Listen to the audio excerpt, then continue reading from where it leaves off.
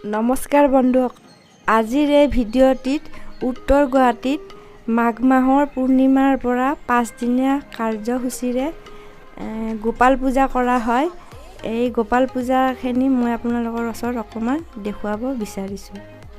এই পূজাখন উত্তৰ গুৱাহাটী মধুপুৰ অৱস্থিত গোপাল মন্দিৰ এটাত এই পূজা প্ৰতি বছৰে পালন কৰা হয়।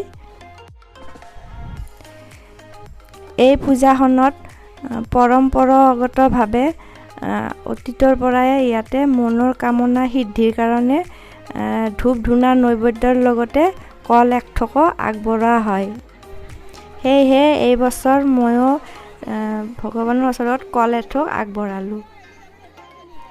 ইয়াতে ভক্তসকলৰ কাৰণে ভোগৰ আয়োজন কৰা হৈছে।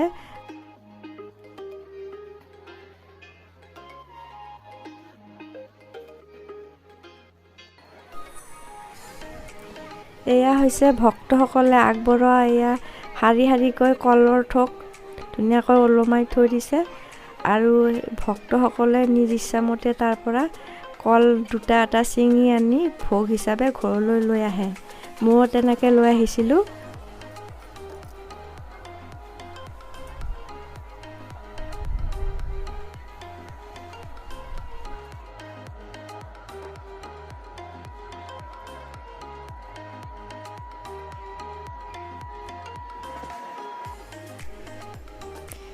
এনেদৰে এই পূজাখনত প্ৰতি বছৰে নাম কীৰ্তনেৰে 5 দিনীয়া কাৰ্যসূচী আৰম্ভ হয় আৰু আশা কৰিলোঁ আপোনালোকেও ইয়াতে আহিব, খুব ভাল পাব।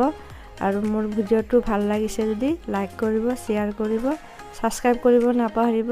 নমস্কাৰ।